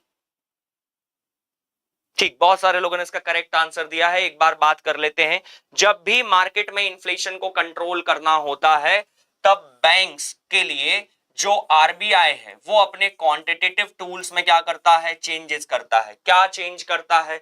जैसे कि कैश रिजर्व रेशो को अल्टीमेटली बढ़ा देता है, स्टैट्यूटरी लिक्विडिटी रेशो को भी बढ़ा देता है, रेपो रेट को भी क्या करता है? बढ़ा देता है, या सीआरआर यानी कह सकते हैं एक तरह से reverse repo rate, sorry, triple R को भी क्या करता है? बढ़ा देता है। ठीक, तो यहाँ पे क्या लिखा हुआ था? यहाँ पे लिखा हुआ है इंक्रीज इन बैंक रेट, बिल्कुल करेक्ट है। Increase in cash reserve ratio, बिल्कुल करेक्ट है, अभी जस्ट प्रीवियस क्वेश्चन में इसको सॉल्व किया। Increase in statutory liquidity ratio, ये भी बिल्कुल करेक्ट है। और आखिरी में दिया गया है परचेज ऑफ गवर्नमेंट सिक्योरिटी, ये इनकरेक्ट है। यहाँ पे पूछा गया है आरबीआई कौन कौन से मेजर्स यूज करेगा। आरबीआई गवर्नमेंट सिक्योरिटी को परचेज नहीं करेगा। क्यों? क्योंकि अगर आरबीआई गवर्नमेंट सिक्योरिटी को परचेज करता है तो आरबीआई परचेज करने के बदले में क्या देगा? मार्केट में लोगों को पैसा देगा। जब लोगों को पैसा देगा तो लोगों के हाथ में मनी सप्लाई यानी कि लिक्विडिटी क्या होगी? बढ़ जाएगी। जब लिक्विडिटी बढ़ जाएगी तो डिमांड ज्यादा करेंगे तो इन्फ्लेशन बढ़ेगा। वहां पे इन्फ्लेशन कैसे घट सकता है? तो इस बात का ध्यान रखना, purchase of government security is not the correct statement under this. All these three statements are correct. Increase in bank rate, increase in cash reserve ratio and increase in statutory liquidity ratio. ठीक, इसका correct option क्या है? B, 1, 2 and 3। Very good, आप सभी ने बहुत ही perfect और एकदम करेक्ट आंसर दिया है। क्वेश्चन थोड़ा सा डिफिकल्ट था, यहाँ पे कंफ्यूजन हो सकता था, लेकिन फिर भी सभी ने अपना टेम्परामेंट करते हुए आंसर दिया है। ठीक, चलिए, 12 क्वेश्चन तक हमने सॉल्व कर लिया है। आगे बढ़ते हैं और नेक्स्ट क्वेश्चन पे बात करते हैं। Open market operation of Reserve Bank of India refers to purchase of security, auctioning of foreign exchange, transaction in gold और none of the above. Open market operation का मतलब क्या है? सिक्योरिटी को परचेज करना या फिर फॉरेन एक्सचेंज का ऑक्शन कंडक्ट करना, गोल्ड का ट्रांजैक्शन करना, या इनमें से नन ऑफ द अबव। क्या करेक्ट आंसर होगा? प्लीज ध्यान से पढ़िए, समझिए, सुनिए और फिर आंसर करिएगा। कोई भी जल्दबाजी नहीं होनी चाहिए। रुद्र का आंसर है ए, युवराज का आंसर है ए, संजय का आंसर है ए। ठीक है, open market operation of Reserve Bank of India refers to purchase of security. ठीक है, मोहिनी का आंसर है A, auction of foreign exchange, transaction of gold, none of the above. Diksha का आंसर है ए। जरूरी नहीं होता है कि जब भी एमपीपीएससी अगर ऑप्शन दे तो आंसर्स हमेशा उन 4 ऑप्शन में जिनमें 3 में स्टेटमेंट हो उन्हीं में से कोई हो। कभी कभी ऐसा भी हो सकता है कि आंसर क्या हो? नन ऑफ दी अबव भी हो। इसका correct answer none of the above है। ओपन मार्केट ऑपरेशन का मतलब क्या होता है? ओपन मार्केट ऑपरेशन का मतलब यह है कि जब भी मार्केट में गवर्नमेंट सिक्योरिटीज को क्या किया जाएगा? सिर्फ और सिर्फ परचेज नहीं किया जाएगा, परचेज के साथ साथ क्या किया जाएगा? सोल्ड किया जाएगा। ठीक, और गवर्नमेंट सिक्योरिटी के साथ साथ यहाँ पे एक और एस्पेक्ट कवर अप होता है, that is treasury bill.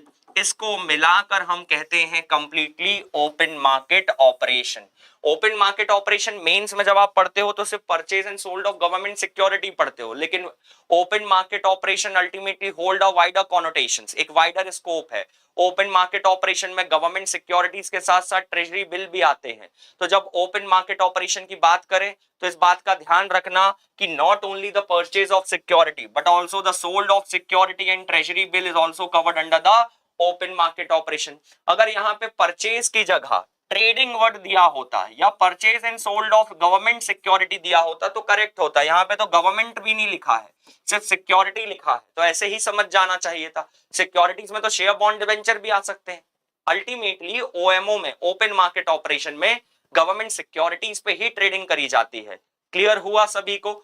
Government security term mention होना जरूरी है या जी सेक मेंशन होना जरूरी है, which ultimately refers to a government security. चलिए, बहुत सिली मिस्टेक्स थी बट कोई बात नहीं, इसको इंप्रोवाइज करना।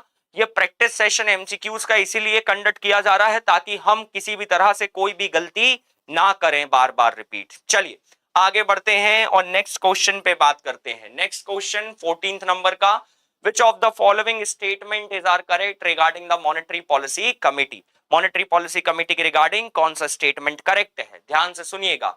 It decides the RBI's benchmark interest rate. It is a 12-member body including the governor of RBI and it is reconstituted every year. It functions under the chairmanship of Union Finance Minister. क्या correct answer होगा? बहुत ही simple सा question है, कुछ facts तो मैंने अभी previously starting session में ही बता दिए थे। ठीक, तो आई होप कि इसका आंसर सभी को बन जाएगा। क्या करेक्ट आंसर होगा? मॉनेटरी पॉलिसी के रिगार्डिंग कौन कौन से करेक्ट स्टेटमेंट हैं?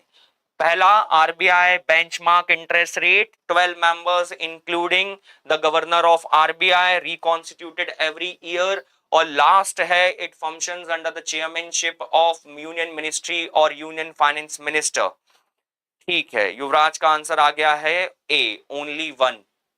क्या करेक्ट आंसर होगा? और ये सभी ने इस टॉपिक को पढ़ा हुआ है बट कमी कहां है कि हमने शायद रिवीजन ना किया हो, इस वजह से हम फैक्ट्स को या कंसेप्ट्स को रिकॉल नहीं कर पा रहे हैं। लेकिन आप थोड़ा सा जोर देके पढ़ेंगे, समझेंगे तो इस सेशन के स्टार्टिंग में ही मैंने इनिशियली बता दिए थे इससे रिलेटेड कुछ फैक्ट्स, जब हमने सीआरआर और रेपो रेट के बारे में डिस्कशन किया था, क्योंकि मॉनेटरी पॉलिसी कमिटी रिलेटेड ही क्वेश्चन अभी आ रहे हैं। ठीक, युवराज का आंसर आ चुका है, दैट इज ए। ठीक है, राधे का भी आंसर आ चुका है ए। ठीक है, वेरी गुड। इसका जो करेक्ट आंसर है वो है ए। ठीक, करेक्ट आंसर ए क्यों है? दीक्षा का भी आंसर है ए। गुड, बता देता हूं। सबसे पहला क्या लिखा है? It decides the RBI benchmark interest rate. बिल्कुल सही। मॉनेटरी पॉलिसी के अंडर में अल्टीमेटली जो आरबीआई है वो क्या करता है? इंटरेस्ट रेट डिसाइड करता है। ठीक, it is a 12-member body including governor and RBI and reconstituted every year. बिल्कुल इनकरेक्ट है, ये 6-member बॉडी है, इसमें 6 मेंबर होते हैं। 6 मेंबर कहां से आते हैं? 3 मेंबर आते हैं आरबीआई की तरफ से और 3 मेंबर आते हैं कहां से? गवर्नमेंट ऑफ इंडिया की तरफ से। और इसके बाद लास्ट आता है, it function under the chairmanship of union finance minister. Incorrect है। मॉनेटरी पॉलिसी कमिटी में जो चेयरपर्सन होते हैं वो कौन होते हैं? आरबीआई गवर्नर होते हैं। ठीक, तो यहाँ पे जो सेकंड और थर्ड स्टेटमेंट है वो इनकरेक्ट है। फर्स्ट स्टेटमेंट क्या है? करेक्ट है, यानी कि ऑप्शन ए क्या होगा?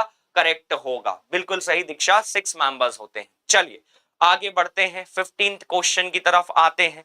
ये भी बहुत सिंपल सा क्वेश्चन है, कोशिश करिएगा ध्यान से पढ़ें और हम आंसर करें।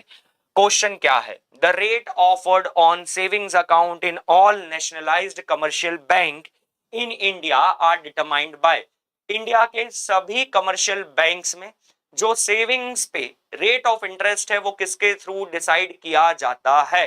ठीक, union finance ministry, central finance commission, Indian banks association और नन ऑफ द अबव। कौन डिसाइड करता है भाई सेविंग्स अकाउंट पे rate of interest?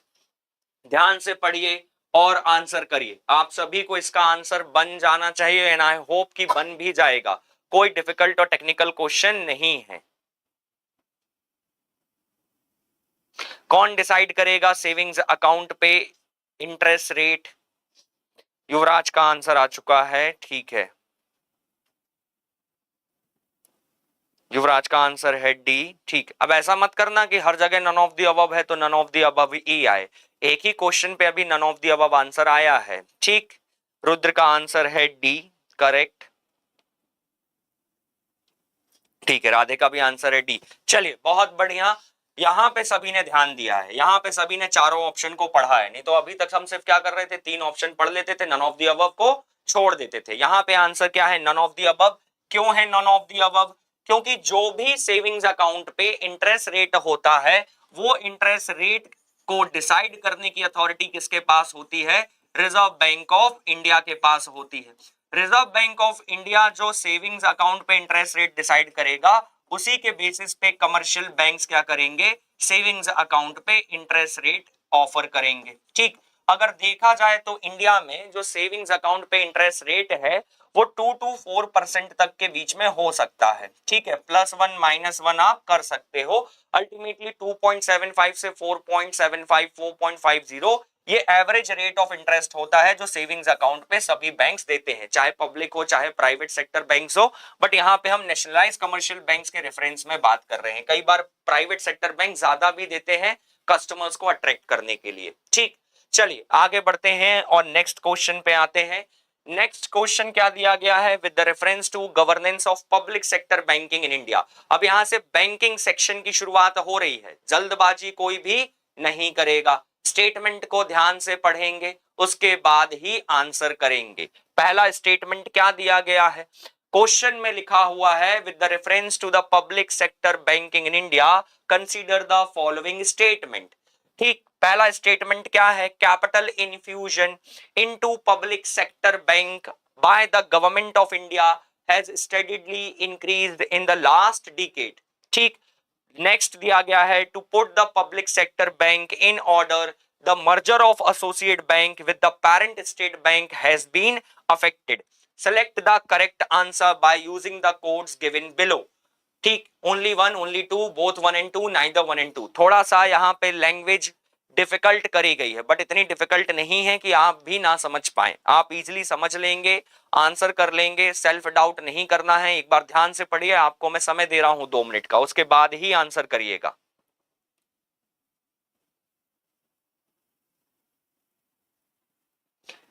Capital infusion, ध्यान से पढ़िएगा, capital infusion into public sector bank by the government of India has steadily increased in the last decade to put the public sector bank in order to the merger of associate banks with the parent state bank of India has been affected।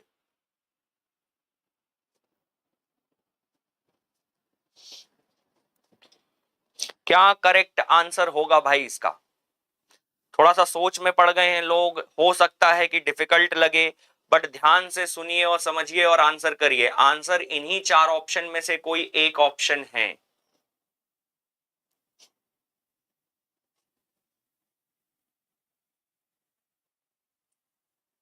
ठीक है, चलिए राधे का answer आ चुका है B, Radhe का answer है B, Rudra का answer है सी। ठीक है, ठीक है, रोशनी का आंसर है सी, राधे का आंसर है बी, रुद्र का आंसर है सी, दीक्षा का आंसर है सी। चलिए, और भाई थोड़ा सा अपनी समझ से आंसर करना, ऐसा ना करें हम कि एक दूसरे के ऑप्शन देख के आंसर कर दें जैसे डिफिकल्ट क्वेश्चन आए तो। ठीक है, ऐसा भी नहीं करना है। चलिए, आंसर बताने से पहले एक बार स्टेटमेंट समझा देता हूं, अपने आप आंसर पता चल जाएगा। पहला पॉइंट, कैपिटल इन्फ्यूजन दिया गया है। कैपिटल इन्फ्यूजन का मतलब क्या है कि पब्लिक सेक्टर बैंक को पिछले 10 सालों में, यानी कि लास्ट डिकेड में, जो गवर्नमेंट ऑफ इंडिया है उसने कैपिटल सपोर्ट प्रोवाइड किया है। यानी जितने भी पब्लिक सेक्टर बैंक है प्रेजेंट टाइम पीरियड में, जितने भी सरकारी बैंक हैं, कितने हैं, 12 सरकारी बैंक हैं, इनको कैपिटल सपोर्ट प्रोवाइड किया गया है, यानी कि सरकार की तरफ से पिछले 10 सालों में फंडिंग करी गई है। तो ये स्टेटमेंट बिल्कुल भी सही नहीं है। कैपिटल इन्फ्यूजन या कैपिटल इंजेक्ट नहीं किया गया है पब्लिक सेक्टर बैंक्स के लिए। गवर्नमेंट ऑफ इंडिया ने पिछले 10 सालों में कोई भी ऐसी लार्ज स्केल पे फंडिंग नहीं करी है जिसमें हम ये कहें कि कैपिटल इन्फ्यूजन या कैपिटल इंजेक्ट किया गया है या सपोर्ट प्रोवाइड किया गया है गवर्नमेंट ऑफ इंडिया की तरफ से पब्लिक सेक्टर बैंक को। तो पहला स्टेटमेंट तो गलत हो गया, यानी पहला स्टेटमेंट गलत हो गया, मतलब ए भी चला गया, सी भी चला गया और डी भी चला गया, अब बचा क्या यहाँ पे, बी। लेकिन अभी भी बी और डी के बीच में थोड़ा सा कंफ्लिक्ट है, क्योंकि यहाँ पे लिखा है नाइदर वन नॉर टू। चलिए दूसरे स्टेटमेंट पे मैं बात कर लेता हूं आपके साथ। To put the public sector bank in order to the merger of associate bank with the parent State Bank of India has been affected. बिल्कुल करेक्ट है, ध्यान से सुनिएगा। इंडिया में State Bank of India establish किया गया 1955 में। अब स्टेट बैंक ऑफ इंडिया के अंडर में क्या बनाए गए, कुछ एसोसिएट बैंक बनाए गए। और ये एसोसिएट बैंक कौन से बैंक थे, वो बैंक जो प्रिंसली स्टेट में लोकेटेड थे इंडिपेंडेंस के समय, उससे पहले या उसके बाद में उन प्रिंसली स्टेट्स के बैंक को एसबीआई के अंडर में क्या बना दिया गया, एसोसिएट बैंक। जैसे कि state Bank of Bikaner, state Bank of Mysore, state Bank of Patiala, Travancore, Saurashtra, Hyderabad, Indore, ऐसे कुल मिला के 8 एसोसिएट बैंक थे। लेकिन बाद में गवर्नमेंट ऑफ इंडिया ने ये रियलाइज किया कि इंडिया में बैंकिंग सेक्टर में कंपटीशन बढ़ता जा रहा है, और स्टेट बैंक ऑफ इंडिया अगर एसोसिएट बैंक्स को ही फंडिंग देता जाएगा और एसोसिएट बैंक अपने लेवल पे लोगों को लोन देते जाएंगे और लोग अगर डिफॉल्ट करते जाएंगे, तो इससे किसका बिजनेस इफेक्ट होगा, स्टेट बैंक ऑफ इंडिया का बिजनेस इफेक्ट होगा।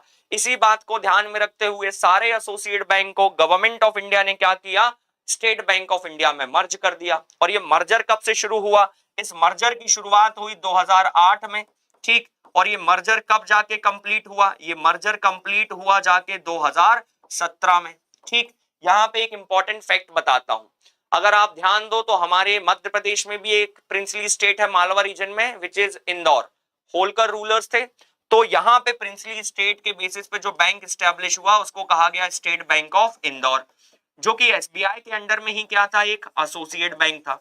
और ये स्टेट बैंक ऑफ इंदौर को एसबीआई में कब मर्ज कर दिया गया, तो डेट याद रखिएगा, स्टेट बैंक ऑफ इंदौर जो कि एसबीआई का ही एक एसोसिएट बैंक था, इसको मर्ज कर दिया गया 26 ऑफ अगस्त 2010 को। ये एमपी रिलेटेड एक इंपॉर्टेंट फैक्ट है, इसको ध्यान रखिएगा। क्लियर हुआ, तो इसका करेक्ट आंसर क्या होगा, बी होगा। थोड़ा सा डिफिकल्ट था, लेकिन आप एलिमिनेट करके करते तो इजीली आपको समझ में आ जाता। थोड़ा सा करंट अफेयर रिलेटेड क्वेश्चन भी था यहाँ पे, स्टेटमेंट करंट अफेयर से रिलेटेड थे। चलिए आगे बढ़ते हैं, नेक्स्ट क्वेश्चन पे बात करते हैं। Which one of the following is not the function of regional rural bank? इनमें से कौन सा रीजनल रूरल बैंक का फंक्शन नहीं है? To provide the credit to the small and marginal farmer, to provide credit to the common people in a rural area, to supplement the scheduled commercial bank, and to take over the function of the agriculture refinance corporation of India. इनमें से कौन सा regional rural bank का function नहीं है? ध्यान से पढ़िए, समझिए और फिर आंसर करिए, आपके पास सफिशिएंट टाइम है।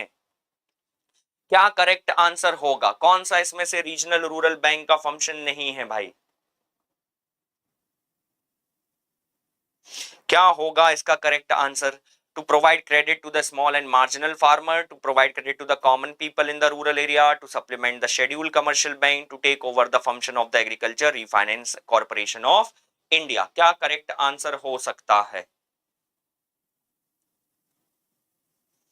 जल्दी से आंसर करिए, फिर हम आगे बढ़ेंगे और नेक्स्ट क्वेश्चन पे बात करेंगे।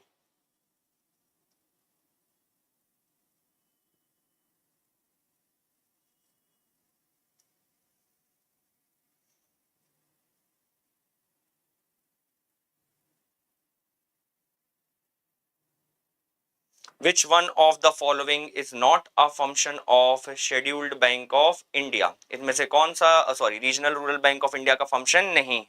चलिए मैं आंसर बता देता हूं, है ना। थोड़ा सा देर लग रही है लोगों को आंसर करने में। आई होप कि ये क्वेश्चन जो है वो इतना डिफिकल्ट नहीं है। इसका जो करेक्ट स्टेटमेंट है दैट इज डी। डी में लिखा हुआ है to take over the function of agriculture refinance corporation of India. Very good Radhe, D.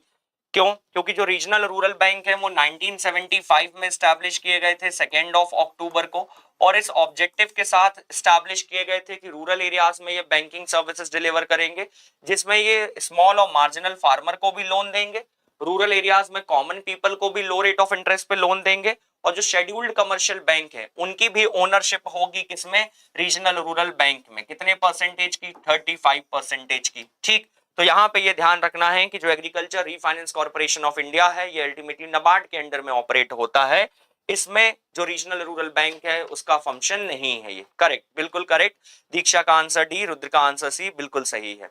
Rudra answer इसमें करेक्ट करो, ये आंसर डी होगा, सी नहीं होगा, है ना। Regional rural bank ultimately supplement करते हैं कमर्शियल बैंक्स को, क्योंकि उनकी भी इसमें ओनरशिप है। चलिए आगे बढ़ते हैं, नेक्स्ट क्वेश्चन पे बात करते हैं।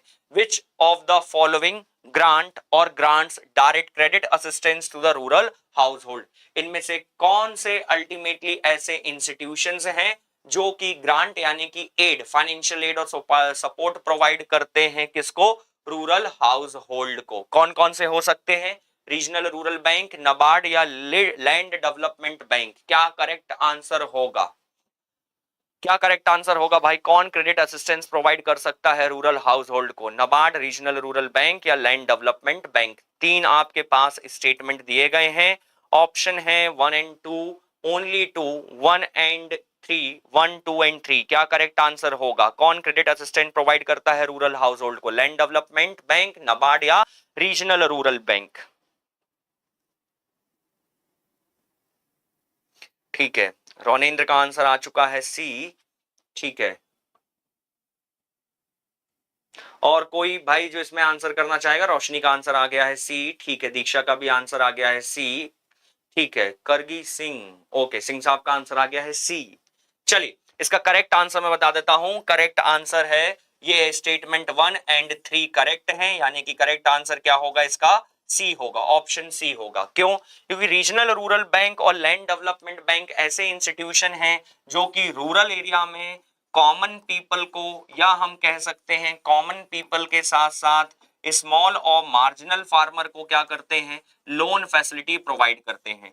नबार्ड जो है, जिसका फुल फॉर्म क्या है, national bank for agriculture and rural development, ये पहली बात तो ये कि ये डायरेक्ट कस्टमर से डील नहीं करता है ना, डायरेक्ट कस्टमर से इसकी कोई भी डीलिंग नहीं है। और दूसरी बात ये कि रूरल हाउस होल्ड के लिए लोन ही प्रोवाइड नहीं करता, ये तो किसके लिए प्रोवाइड करता है, एग्रीकल्चर के लिए लोन प्रोवाइड करता है, और एग्रीकल्चर के साथ साथ रूरल डेवलपमेंट के लिए लोन प्रोवाइड करता है। ठीक, तो इस बात में तो क्लैरिटी हो गई कि भाई इसमें जो स्टेटमेंट 1 एंड 3 है वो करेक्ट है, और जो सेकंड है वो क्या है, इनकरेक्ट है। तो करेक्ट आंसर या ऑप्शन क्या होगा, सी होगा। बिल्कुल सही रोशनी, नबार्ड एग्रीकल्चर के लिए लोन देता है, वेरी गुड। चलिए आगे आते हैं और नेक्स्ट पॉइंट पे बात करते हैं, नेक्स्ट क्वेश्चन पे।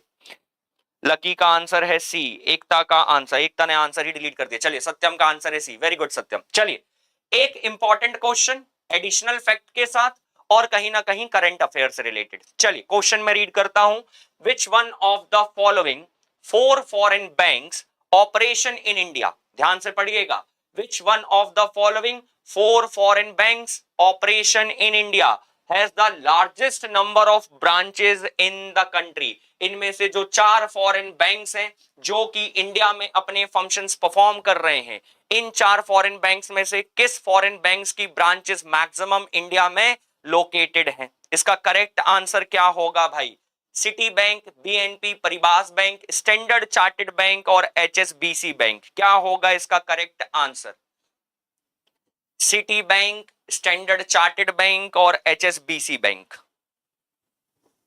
क्या होगा इसका करेक्ट आंसर भाई।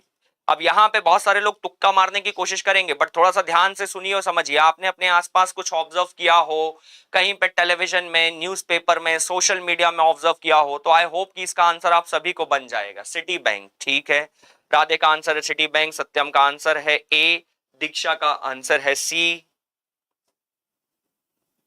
ठीक है, रोनेन्द्र का आंसर है ए, दीक्षा का आंसर सी। चलिए इसका मैं करेक्ट आंसर बता देता हूं, इसका करेक्ट आंसर है C, Standard Chartered Bank. Citibank is not the correct answer. यहां पे पूछा है ये 4 फॉरेन बैंक्स जो कि इंडिया में अपने बैंकिंग फंक्शन परफॉर्म कर रहे हैं, इनमें से किस बैंक की मैक्सिमम ब्रांचेस इंडिया में लोकेटेड हैं। तो करेक्ट आंसर है standard Chartered Bank. City bank New York based bank है, इसका हेडक्वार्टर कहां पे है, न्यूयॉर्क में है। और जो स्टैंडर्ड चार्टर्ड बैंक है ये यूके बेस्ड बैंक है। ठीक है, याद रखिएगा। तो प्रेजेंटली अगर देखा जाए तो maximum number of foreign banks जिसकी ब्रांचेस इंडिया में सबसे ज्यादा है, standard Chartered bank. Standard chartered banks की आपको ब्रांचेस किसी भी मेट्रोपॉलिटन सिटीज में देखने को मिल जाएंगे, दिल्ली, मुंबई, चेन्नई, कोलकाता, इवन इंदौर में भी ये पहले ऑपरेटेबल था, स्टैंडर्ड चार्टर्ड बैंक। चलिए याद रखिएगा भाई, भूलिएगा नहीं, सिटी बैंक नहीं, सिटी बैंक पॉपुलर है लेकिन सिटी बैंक की मैक्सिमम ब्रांचेस इंडिया में अपने बिजनेस ऑपरेशंस कंडक्ट नहीं कर रही हैं। ठीक, चलिए आगे बढ़ते हैं और नेक्स्ट क्वेश्चन पे बात करते हैं। With the reference to the Urban Cooperative Bank in India, consider the following statement। यहाँ पे कंफ्यूज नहीं होना है, ध्यान से समझना और सुनना है। अर्बन कोऑपरेटिव बैंक के रेफरेंस में क्वेश्चन पूछा जा रहा है। With the reference to the Urban Cooperative Bank in India, consider the following statement।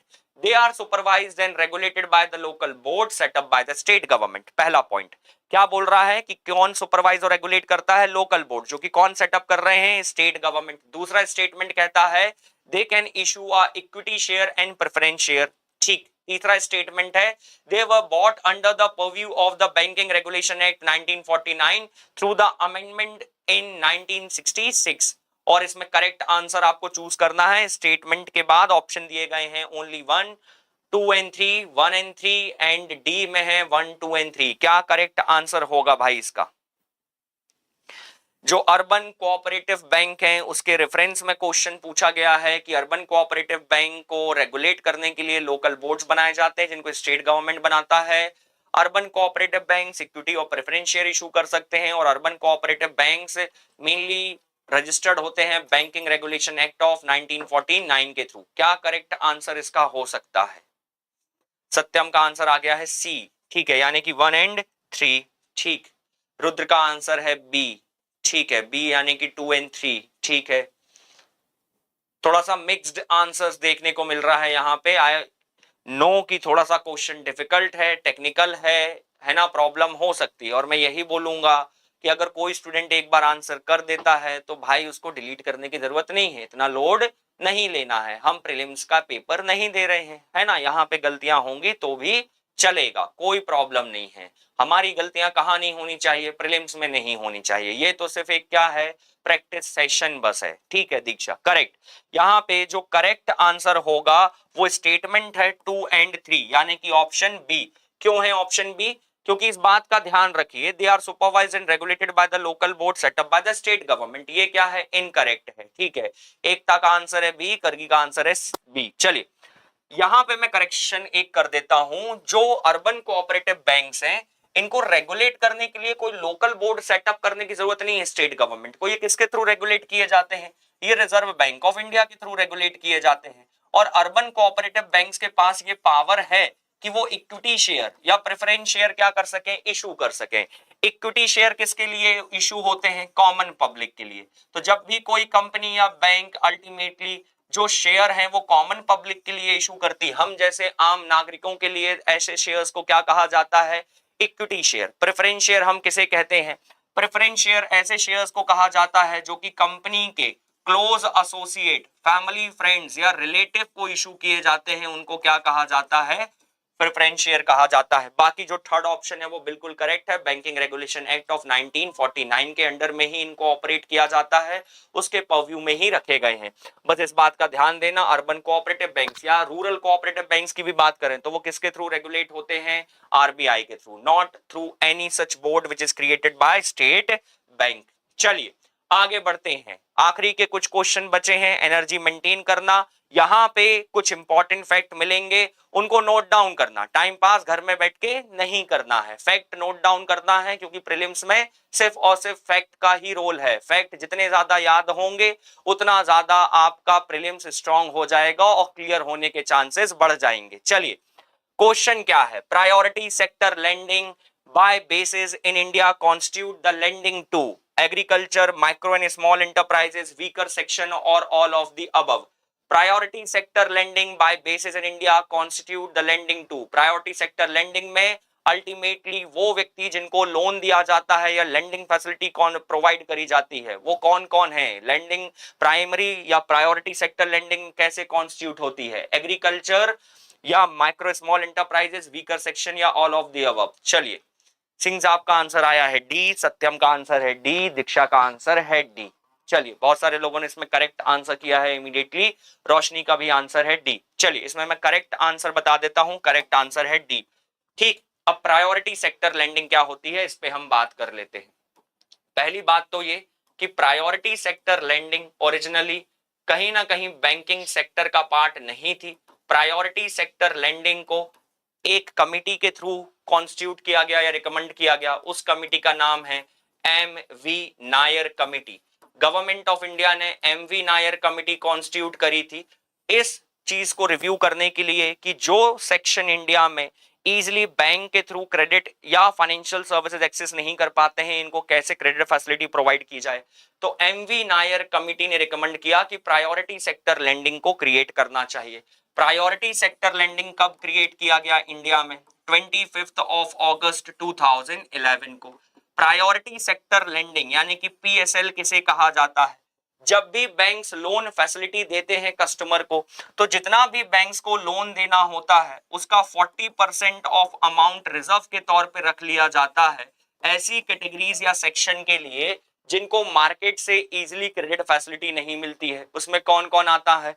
उसमें मेनली एग्रीकल्चर सेक्टर में फार्मर्स आते हैं या एग्रीकल्चर आता है, माइक्रो स्मॉल एंटरप्राइजेस यानी कि एमएसएमई, और वीकर सेक्शन आते हैं। तो ये तीनों ही क्या है इसमें करेक्ट है। ठीक, जैसे मान लीजिए बैंक्स को 100 रुपए का लोन देना है पूरा, इसका 40% यानी कि 40 रुपए किसको दिया जाएगा? फर्स्ट ऑफ ऑल ये 3 डिफरेंट सेक्शन को दिया जाएगा और बचा हुआ 60 रुपए जो है वो कॉमन सिटीजन को दे दिया जाएगा। ठीक है, are all of the above. चलिए करेक्ट है, आगे बढ़ते हैं। आखिरी के कुछ क्वेश्चंस रह गए हैं, इस पे बात कर लेते हैं। सिंपल से क्वेश्चन है और कंप्लीटली फैक्चुअल है ना। Consider the following events and arrange them in the chronological order. Establishment of NABARD, bank linkage program of the self-help group, Kisan credit card scheme and establishment of regional rural bank. क्या होगा भाई correct answer इसका? क्या correct answer होगा?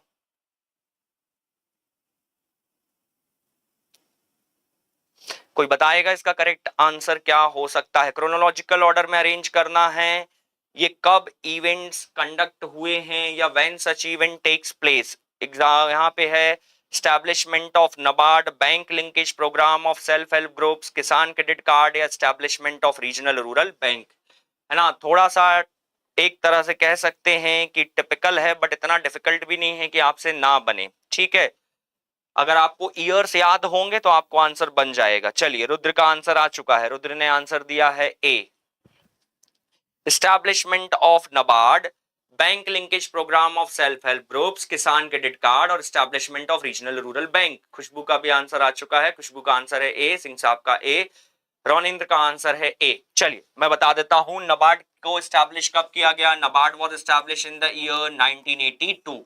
जो common fact जो हर किसी को पता रहते पहले उस पर बात कर लेते हैं। नबार्ड कब एस्टैब्लिश हुआ? 1982 में। किसान क्रेडिट कार्ड स्कीम कब शुरू हुई? 1998 में। और रीजनल रूरल बैंक कब बने? 1975 में। तो अगर आप ध्यान दो तो यहाँ पे फोर्थ तो सबसे पहले आएगा, 1975 में वही हुआ। फिर 1982 में क्या एस्टैब्लिश हुआ? नबार्ड। 1982 के बाद अगर देखा जाए तो bank linkage programme for the self help groups दिया गया है। इसकी शुरुआत 1995-96 में हुई थी। अब यहाँ पे जो सेकेंड और थर्ड है ये काफी क्लोज है तो कंफ्यूजन हो सकता है, लेकिन सबसे पहले यहाँ पे क्या बना? रीजनल रूरल बैंक 1975 में, तो फोर्थ स्टेटमेंट। फिर नबार्ड बना 82 में, तो फर्स्ट स्टेटमेंट। फिर bank linkage programme self help groups के लिए शुरू किया गया 1995-96 में, तो सेकेंड स्टेटमेंट। और फिर किसान क्रेडिट कार्ड स्कीम शुरू करी गई 1998 में, तो थर्ड स्टेटमेंट। तो इसका करेक्ट आंसर क्या होगा? ए होगा। 4, 1, 2 और 3। चाहे तो ये ईयर भी नोट डाउन कर सकते हैं, नहीं कर पाए हैं तो कोई बात नहीं, एक बार लाइव सेशन कंप्लीट हो जाए तो वीडियो को इंटू 2 की स्पीड में देख के सारे फैक्ट्स नोट डाउन कर लेना। क्लियर हुआ सभी को? चलिए, बहुत सारे लोगों ने इसका करेक्ट आंसर दिया है, सभी को ईयर बेसिस पे फैक्ट याद भी है। आगे बढ़ते हैं, थर्ड लास्ट क्वेश्चन पे आते हैं। Which one of the following payment method introduced by the bank is known as plastic currency? इनमें से कौन से पेमेंट मेथड्स जो बैंक के थ्रू इंट्रोड्यूस किए गए हैं या शुरू किए गए हैं उसको प्लास्टिक करेंसी कहा जाता है? Customer cheque, credit card, demand draft या गिफ्ट चेक? किसे कहा जाता है भाई प्लास्टिक मनी? आई होप कि बहुत कॉमन टर्म है, आप सभी ने सुना होगा। प्लास्टिक मनी या प्लास्टिक करेंसी बहुत कॉमन टर्म है, आप बैंकिंग की भाषा में सुनते होंगे या कहीं ना कहीं आप न्यूज़पेपर में रीड करते होंगे। और इसका आंसर आई होप कि सभी को बन जाएगा, है ना। क्या आंसर होगा भाई? प्लास्टिक करेंसी, जिसको as a payment method use किया जाता है या इंट्रोड्यूस किया गया बैंक्स के through. Customer cheque, credit card, demand draft या गिफ्ट चेक? चलिए, रोशनी का आंसर आ गया है बी, रुद्र का आंसर आ गया है बी। ठीक है, एकता का भी आंसर आ गया है क्रेडिट कार्ड, खुशबू का आंसर भी बहुत बढ़िया। इसका करेक्ट आंसर क्या है? बी है। Credit card and debit card, इसको हम कॉमनली क्या कहते हैं? प्लास्टिक करेंसी कहते हैं या तो प्लास्टिक मनी कहते हैं, क्योंकि कंप्लीटली किस फॉर्म में होते हैं? प्लास्टिक फॉर्म में होते हैं। बहुत ही सिंपल सा क्वेश्चन था, है ना।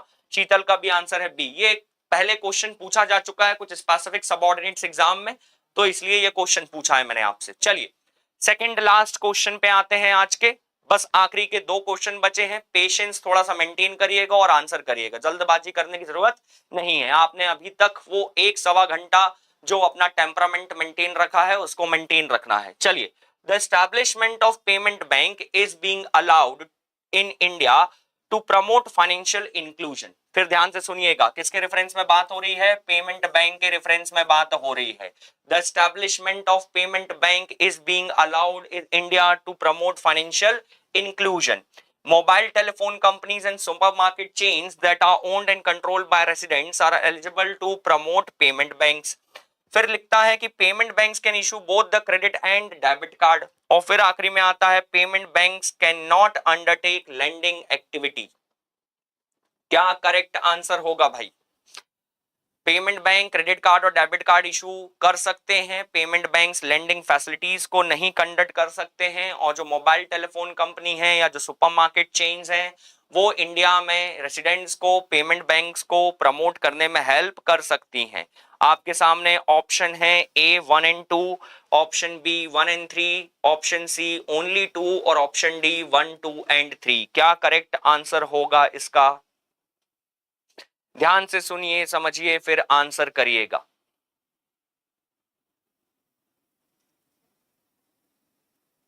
क्या आंसर हो सकता है? ठीक है, सिंह साहब का आंसर है बी, रुद्र का आंसर है बी। ठीक, खुशबू का आंसर है बी। चलिए इसके करेक्ट आंसर पे बात करते हैं। अगर आपने पेमेंट्स बैंक के बारे में सुना होगा, पढ़ा होगा, तो पेमेंट बैंक एक डिफरेंशिएटेड बैंक है जिनकी शुरुआत इंडिया में कब हुई थी? 2016 में। 2016 में किस कमेटी के रिकमेंडेशन में इनकी शुरुआत हुई थी? तो नचिकेत मोर कमेटी के रिकमेंडेशन में पेमेंट बैंक को शुरू किया गया एज अ फाइनेंशियल इंक्लूजन, ताकि इसका बेनिफिट दूर दराज के एरिया में, रूरल एरिया में, सेमी अर्बन एरिया में भी पहुंच सके। पेमेंट बैंक वो बैंक्स हैं जिनको हम मोबाइल बेसिस पे ऑपरेट कर सकते हैं, स्मार्टफोन के थ्रू ऑपरेट कर सकते हैं, और इसके लिए कोई भी फिजिकल बैंक अकाउंट मेंटेन करने की जरूरत नहीं है। तो ये स्टेटमेंट तो कंप्लीटली करेक्ट होगा कि मोबाइल टेलीफोन कंपनी या सुपरमार्केट चेन्स जो इंडिया में ऑपरेट हो रही हैं वो कस्टमर को क्या कर रही हैं? पेमेंट बैंक्स की फैसिलिटीज प्रोवाइड कर रही हैं। लेकिन जो पेमेंट बैंक्स हैं वो अल्टीमेटली क्रेडिट या डेबिट कार्ड इशू नहीं करते हैं, इस बात का ध्यान देना। ठीक है, पेमेंट बैंक्स क्या नहीं करते हैं? क्रेडिट कार्ड और डेबिट कार्ड इशू नहीं करते हैं। यहाँ पे क्या लिखा है? They can issue a credit card and debit card. इसका मतलब क्या हुआ कि स्टेटमेंट 2 इनकरेक्ट है, स्टेटमेंट 1 क्या है?